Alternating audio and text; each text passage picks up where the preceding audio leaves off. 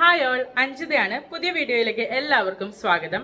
അപ്പോൾ ഇന്ന് നമ്മൾ ചെയ്യാൻ പോകുന്നത് ഒരു ഫിലിം റിവ്യൂ ആണ്. സലാർ എന്ന് പറയുന്ന സിനിമയുടെ റിവ്യൂ ആണ് നമ്മൾ ചെയ്യാൻ പോകുന്നത്. അപ്പോൾ വീഡിയോയിലേക്ക് കിടക്കാം.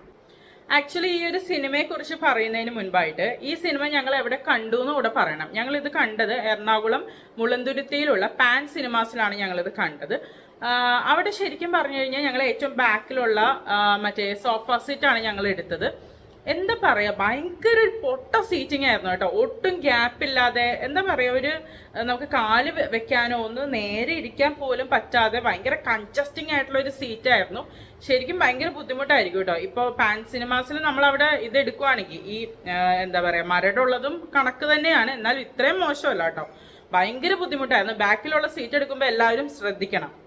അപ്പോൾ സലാർ മൂവിയെ കുറിച്ച് പറയുകയാണെങ്കിൽ ഈ സിനിമ സംവിധാനം ചെയ്തിരിക്കുന്നത് KGF ഡയറക്ടറാണ്. അതായത് പ്രശാന്ത് നീലാണ് ഈ സിനിമ സംവിധാനം ചെയ്തിരിക്കുന്നത്. അതേപോലെ പ്രധാനപ്പെട്ട കഥാപാത്രങ്ങൾ ഒരുപാട് ആർട്ടിസ്റ്റുകൾ ചെയ്തിട്ടുണ്ട്, വലിയ വലിയ ആർട്ടിസ്റ്റുകൾ ചെയ്തിട്ടുണ്ട്.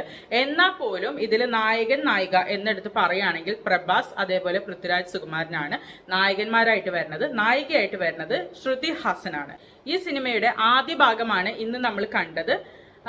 എന്താ പറയുക, ഏകദേശം ഒരു 3 മണിക്കൂർ അടുപ്പിച്ച് വരുന്ന ഒരു സിനിമയാണ്. സത്യത്തിൽ ഈ ഒരു സിനിമയെക്കുറിച്ച് ഒരുപാട് പറയാനായിട്ട് ഉള്ളൊരു അറിവ് എനിക്കില്ല. എന്നാൽ പോലും ഒരു സാധാരണ ഒരു പ്രേക്ഷക എന്നുള്ളൊരു ലെവലിൽ നോക്കുകയാണെങ്കിൽ എനിക്ക് ഈ സിനിമയെക്കുറിച്ച് ഭയങ്കര വലിയൊരു അഭിപ്രായം പറയാൻ പറ്റില്ല എന്നുള്ളതാണ്. ഞാൻ ഡയറക്റ്റ്ലി ആ ഒരു കാര്യം പറയാണ്. കാരണം എന്താണെന്ന് വെച്ചാൽ ഒരുപാട് കാര്യങ്ങൾ പറയാൻ നമുക്ക് അത്ര വലിയ ഐഡിയ കിട്ടില്ല. ഒന്നാമത്തെ കാര്യം, ഈ ഒരു സിനിമ കാണുമ്പോൾ ഫസ്റ്റ് ഡേ കാണുമ്പോൾ നമുക്ക് വലിയ ഐഡിയ കിട്ടില്ല. പിന്നെ മൾട്ടിപ്പിൾ ടൈംസ് നമുക്ക് ഈ ഒരു സിനിമ വാച്ച് ചെയ്യാൻ മാത്രമുള്ള ഒരു ഇതില്ല ആ സിനിമയ്ക്ക്. വർത്താണോ എന്ന് ചോദിച്ചാൽ അല്ലെന്നേ പറയാൻ പറ്റുള്ളൂ. സത്യത്തിൽ ഞാൻ സെക്കൻഡ് പാർട്ട് വെയിറ്റിംഗ് ആണ്. കാരണം ഈ ഒരു സ്റ്റോറി കുറച്ചൊന്ന് മനസ്സിലാകാൻ വേണ്ടിയിട്ട്. അല്ലാതെ എന്താ പറയാ, എനിക്ക് ഭയങ്കര ഒരു ലാഗ് അടുപ്പിച്ച ഒരു സിനിമയായിട്ടാണ് ഇതിനെ തോന്നിയത്. ഒരുപാട് ഫൈറ്റും അതേപോലെ പ്രഭാസിന്റെ ഒക്കെ ഒരു ആരാധിക ആയതുകൊണ്ടാണ് ഒരുപാട് ഫൈറ്റ് ഇഷ്ടപ്പെടുകയും അതേപോലെ പ്രഭാസിന്റെ ഒരു ആരാധിക ആയതുകൊണ്ടാണ് എനിക്ക് കുറച്ചെങ്കിലും ഇരുന്ന് ഇതൊന്ന് കാണാൻ പറ്റിയത്. എൻ്റെ ഹസ്ബൻഡൊക്കെ ശരിക്കും പറഞ്ഞാൽ ഉറക്കമായി തിയേറ്ററിൽ ഇരുന്നിട്ട്. അത്രയും ലാഗായി പോവാണ്. അതേപോലെ പൃഥ്വിരാജ് സുകുമാരനാണെങ്കിലും ഒരുപാട് എന്താ പറയാ, ഒരു റോളൊന്നും ഈ ഒരു സിനിമയിൽ ഉണ്ടെന്ന് എനിക്ക് തോന്നിയില്ല. റോളെന്ന് വെച്ച് കഴിഞ്ഞാൽ പല സ്ഥലങ്ങളിലും പുള്ളി സ്റ്റക്കാണ്. പ്രഭാസ് മാത്രമാണ്. ഓഫ്കോഴ്സ് നമുക്കറിയാം തെലുങ്കിലൊക്കെ വരുമ്പോഴത്തേക്കും പ്രഭാസിനായിരിക്കും കുറച്ചുകൂടി ഇമ്പോർട്ടൻസ്. പക്ഷെ എന്നാൽ പോലും പൃഥ്വിരാജ് നമ്മളുടെ ഇവിടുത്തെ സൂപ്പർ സ്റ്റാർ ആണ്. അപ്പോൾ അതേപോലെ പാൻ ഇന്ത്യൻ ലെവലിലുള്ള ഒരു സ്റ്റാർ ആണ്.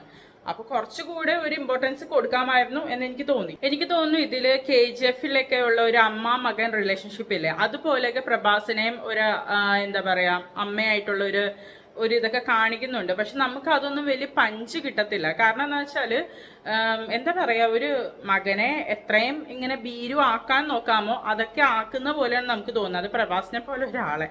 അതേപോലെ എന്താ പറയാ, എനിക്ക് ശരിക്കും പറഞ്ഞാൽ ഈ ശ്രുതി ഹാസന്റെ റോളൊക്കെ ഒന്നുമില്ല എന്ന് തന്നെയാണ് തോന്നിയത്. കാരണം പുള്ളിക്കാരി ഒന്നും ഒട്ടും അതിനകത്ത് ഇൻവോൾവ് ചെയ്യിച്ചിട്ടില്ല.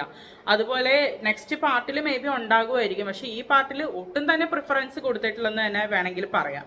ഇതിൽ മെയിനായിട്ട് പ്രഭാസ് പൃഥ്വിരാജ് തമ്മിലുള്ള ആ ഒരു ഫ്രണ്ട്ഷിപ്പിന്റെ ഒരു ബോണ്ടിങ്ങും അതേപോലെ പ്രഭാസിന്റെയും അമ്മയുടെയും ആ ഒരു റിലേഷൻഷിപ്പും, അങ്ങനെ കുറച്ച് ഇമോഷണൽ ടൈപ്പ് ഓഫ് എന്താ പറയുക റിലേഷൻഷിപ്സിന്റെ ഒരു ഇതാണ് നമുക്ക് കൺവേ ചെയ്യാൻ സംവിധായകൻ നോക്കിയത്. പക്ഷെ എനിക്കത് അത്ര വർക്കൗട്ട് ആയിട്ട് എനിക്ക് തോന്നിയില്ല. അതേപോലെ തന്നെയാണ് ഫൈറ്റിങ്ങിന്റെ കാര്യമാണെങ്കിലും കുഴപ്പമില്ലായിരുന്നു. അതേപോലെ പ്രഭാസ് വളരെ നന്നായി ചെയ്തിട്ടുണ്ട്. പക്ഷേ സെക്കൻഡ് ഹാഫൊക്കെ ഭയങ്കര ബോറിംഗ് ആയിരുന്നു. ഫൈറ്റിങ് അത്രത്തോളം നമുക്ക് അക്സെപ്റ്റ് ചെയ്യാൻ പറ്റുന്ന ടൈപ്പ് ആയി തോന്നിയില്ല.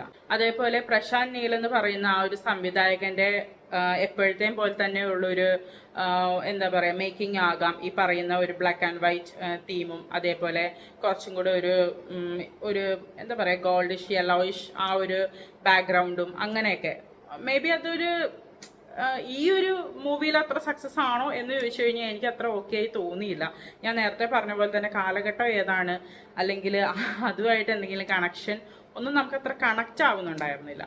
അപ്പോൾ ഇതെല്ലാമാണ് എനിക്ക് ഈ ഒരു സിനിമയെക്കുറിച്ച് പറയാനുള്ളത്. എന്താണെങ്കിലും ഇതൊരു മൊബൈലിൽ ഇരുന്ന് കണ്ടു കഴിഞ്ഞാൽ ഒട്ടും മനസ്സിലാവില്ല. തിയേറ്ററിൽ പോയിരുന്ന് കണ്ടാൽ മാത്രമേ നമുക്ക് എന്തെങ്കിലും മനസ്സിലാവത്തുള്ളൂ. സോ കാണാൻ ഉദ്ദേശിക്കുന്നവർ തിയേറ്ററിൽ പോയി തന്നെ ഇരുന്ന് കാണുക, എന്നാൽ മാത്രമേ എന്തെങ്കിലുമൊക്കെ ക്ലിക്ക് ആവുള്ളൂ. അപ്പോൾ ഇത്രയേ ഉള്ളൂ ഈ സിനിമയെക്കുറിച്ച് പറയാനായിട്ട്. നമുക്ക് എന്തായാലും അടുത്ത വീഡിയോയിൽ കാണാം. അതുവരെ ബൈ.